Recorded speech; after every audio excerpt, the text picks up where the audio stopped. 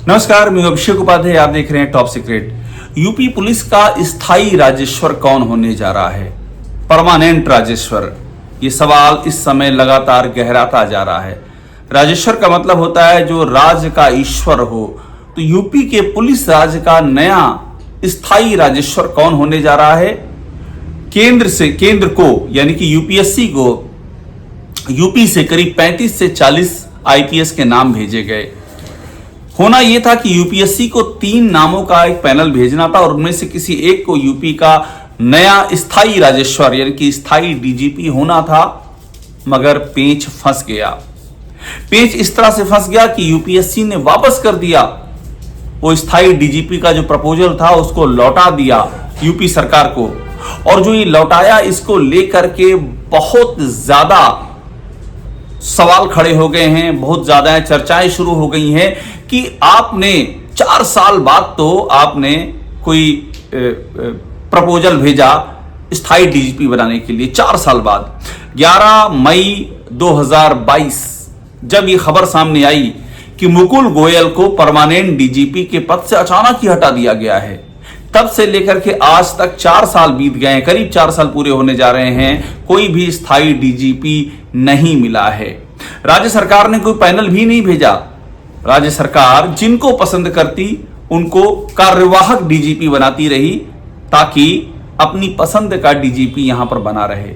लेकिन अब चूंकि सुप्रीम कोर्ट ने शिकंजा कस दिया है, वो पहले ही नाराजगी जता चुका है कि स्थायी डीजीपी होना चाहिए। और ऐसे में अब जब दबाव, जब प्रेशर गले तक आ चुका है, और अगर और आसान भाषा में कहें तो गले के ऊपर बढ़कर के ये सिर को छू रहा है, तो योगी आदित्यनाथ की सरकार ने 35 से 40 अधिकारियों के नाम भेज दिए यूपीएससी को, आखिरकार भेज दिए। लेकिन वो प्रपोजल लौट गया है। ये कहानी बहुत दिलचस्प हो चुकी है। वजह क्या है?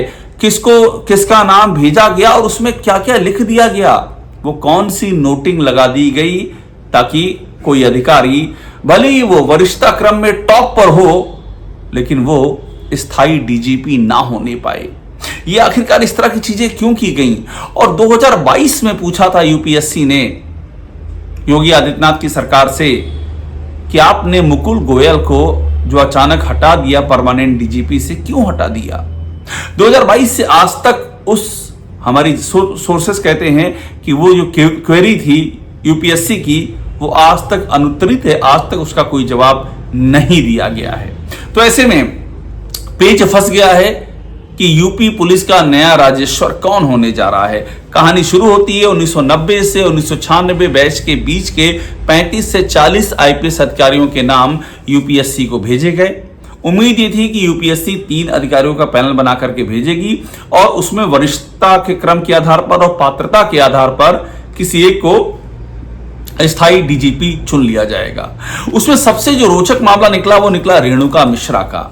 रेणुका मिश्रा जो कि इस वरिष्ठता की सूची में नंबर 1 पर आती हैं। रेणुका मिश्रा आती तो नंबर 1 पर हैं, लेकिन बड़ी बात क्या हुई कि जो नाम भेजे गए उसमें रेणुका मिश्रा के नाम के आगे यूपी पुलिस भर्ती परीक्षा हुई थी, पुलिस कांस्टेबल की 2023 से 24 के बीच में। रेणुका मिश्रा यूपी पुलिस भर्ती का जो बोर्ड था, प्रोन्नति बोर्ड, भर्ती एवं प्रोन्नति बोर्ड की वो चेयरपर्सन थी। और उसके बाद जब ये बीच में पेपर लीक का मामला हुआ तो उनको वहां से हटा दिया गया, तब से वो वेटिंग में है। एक ब्लैकलिस्टेड फर्म को जिम्मेदारी देने का मामला सामने आया। तो रेणुका मिश्रा का नाम तो गया, लेकिन रेणुका मिश्रा के नाम के आगे हमारे सोर्सेस कहते हैं कि नोटिंग लगा दी गई कि इनके साथ में जब ये पुलिस भर्ती बोर्ड की चेयरपर्सन थी तो पेपर लीक हुआ था और तो मामला ब्लैक लिस्टिंग पर गया था, ये लगा दिया गया। इसका मतलब क्या हुआ? इसका मतलब ये हुआ कि आपने ये तय कर दिया कि रेणुका मिश्रा को बाहर करना है इस लिस्ट से, इसलिए नोट लगा दिया। क्योंकि सवाल ये उठा, फिर तो आप बाकी अधिकारियों के साथ भी यही होना चाहिए, जिनके दौर में एक से बढ़कर के एक ऐसे कारनामे हुए जिनको अगर संज्ञान में लिया जाता तो उन पर तत्काल एक्शन हो जाना चाहिए था।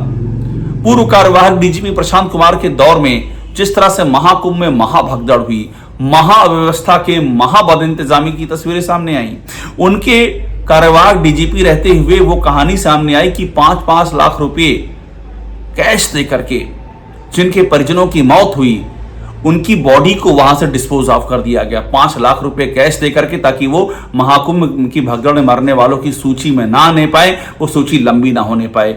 इस खुलासे के बाद तत्काल कायदे से नियमता प्रशांत कुमार पे जांच बिठाई जानी चाहिए थी, उनको सस्पेंड किया जाना चाहिए था और इस मामले को लॉजिकल एंड तक पहुंचाया जाना चाहिए था, लेकिन ऐसा कुछ नहीं हुआ।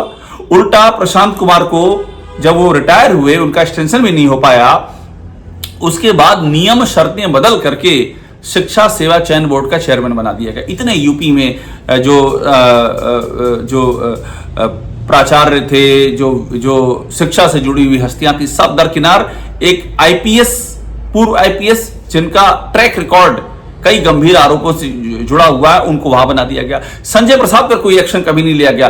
लंबे समय तक प्रमुख सचिव गिरे रहे, अभी भी गिरी का चार्ज उनके पास है, एसीएस हो चुके हैं। उनके दौर में तमाम जो भर्ती लीक की बातें सामने आई, तमाम और भी बातें सामने आई पुलिस की, यहां तक कि ये सुप्रीम कोर्ट ने कह दिया complete breakdown of law and order है उत्तर प्रदेश में। इस सब के बाद भी अधिकारियों पर कोई एक्शन नहीं लिया गया। और अब जब जा रही है परमानेंट डीजीपी के लिए सूची, तो रेणुका मिश्रा के नाम के आगे लिख दिया गया कि ये जब पुलिस भर्ती बोर्ड की चेयरमैन थी तो ये स्थितियां सामने आई थी।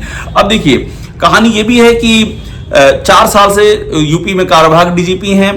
कहानी यह भी है कि सुप्रीम कोर्ट ने अक्टूबर में 2025 में कहा था कि यूपी, पंजाब, राजस्थान, आंध्र, तेलंगाना, बंगाल, झारखंड और बिहार में स्थायी डीजीपी की नियुक्ति न होने पर नाराजगी जताई थी।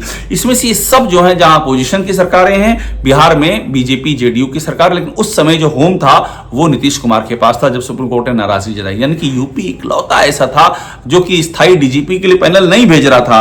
और यूपी ने इतना ही नहीं, बल्कि यूपी ने यह भी किया कि अपनी खुद की एक कमेटी बना दी, हाई कोर्ट के रिटायर्ड जस्टिस को रखा और 6 सदस्यों को लेकर के खुद की, कि हम खुद तय करेंगे कि डीजीपी कौन होगा। और इसके बाद भी इस कमेटी की एक भी बैठक नहीं हुई। इस कमेटी को बनाने के बाद अब जाकर के भेज दिया यूपीएससी को कि ये देखिए 30 से 35 अधिकारी हैं, आप पैनल बना के भेजिए।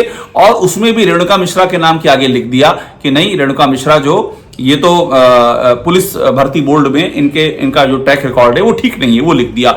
एक और अधिकारी हैं आलोक शर्मा, एसपीजी के डीजी हैं, उनको 6 महीने से कम बचा है तो उनको भी रेस से बाहर कर दिया गया। जबकि कहानी क्या है, सोर्सेज ये बताते हैं, यूपीएससी ने यह भी पॉइंट आउट किया है कि आप 2022 से गिनिए जब मुकुल गोयल को हटाया गया था। ये सीनियरिटी तो तब से देखी जाएगी ना, तो ऐसे में आलोक शर्मा आ जाएंगे, आलोक शर्मा को बाहर किया गया है, ऐसे में राजीव कृष्णा बहुत पीछे हो जाएंगे। तो अब तो 2022 से गिनना है, जो सोर्सेज बता रहे हैं। यानी कि मामला, ये पेच और भी ज्यादा गहरा रहा है। अब देखिए, वर्तमान में जो 30 साल की सेवा पूरी कर चुके हैं, इनमें से 7 अधिकारी प्रतिनियुक्त पर हैं, 7 अधिकारी प्रतिनियुक्त पर हैं। यानी ये इतना आसान भी नहीं होगा। राजीव कृष्णा को 11 आईपीएस अधिकारियों को सुपरसीड करके डीजीपी बनाया गया, कार्यवाहक 11 अधिकारियों को। अब उन 11 अधिकारियों में 1989 बैच के सफी एहसन रिजवी, आशीष गुप्ता, आदित्य मिश्रा। आशीष गुप्ता तो डीजी रूल्स एंड मैनुअल थे, वीआरएस ले लिया था उन्होंने। 1990 बैच के संजीव सालुंके, दलजीत चौधरी, रेणुका मिश्रा 90 बैच की हैं, वही रेणुका मिश्रा जिनके बारे में मैंने आपको बताया, विजय कुमार मौर्य, एमके बशाल, तिलोत्तमा वर्मा, ये रिटायर हो चुके हैं। इनमें से आलोक शर्मा, पीयूष आनंद ये 91 बैच करके हैं। अब रेणुका मिश्रा, पीयूष आनंद और आलोक शर्मा को छोड़ दीजिए, बाकी सब रिटायर हो चुके हैं।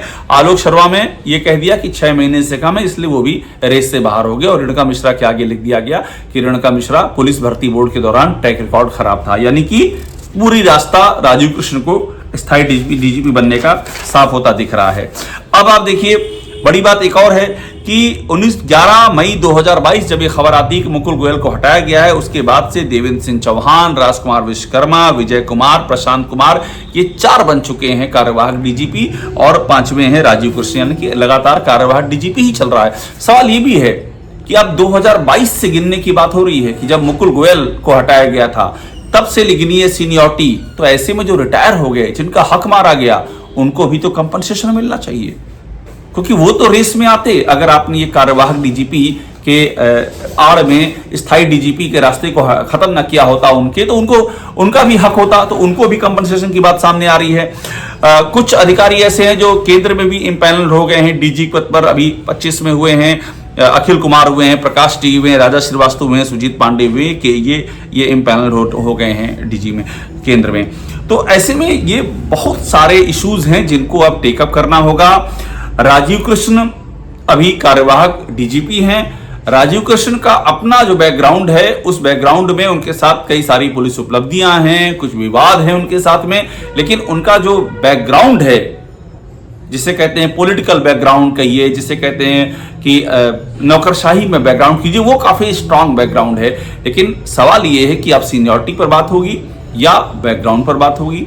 राजेश्वर कौन होगा यूपी पुलिस का स्थायी? ये मामला फंस चुका है। आप ये मान लीजिए घड़ी पीछे जा चुकी है, 2026 से पीछे जाकर के वो घड़ी चली गई है 2022 में, और इसीलिए सारे समीकरण बदल चुके हैं। यूपी की पुलिस में क्या होने जा रहा है, इस पर निगाह रखनी होगी, क्योंकि एक नजीर तय होगी जो भी यूपी की पुलिस में होगा। और ये नजीर पिछले 22 से 26 4 सालों में जो हुआ है उसका भी पोस्टमार्टम करेगी, और आगे जो होने जा रहा है उसकी भी तस्वीर एकदम साफ कर देगी। टॉप सीक्रेट देखते रहिए, लाइक कीजिए, इसे सब्सक्राइब जरूर कर लीजिएगा।